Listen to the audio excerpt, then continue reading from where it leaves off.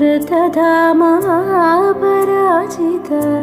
दुरावह प्रणवात्मिक अधिकस्वरातुतिशारद नमोऽस्तु ते। श्यामाम्बरं मुखसागरं तुलसीदलम् अतिसुन्दरम् कनकासुखं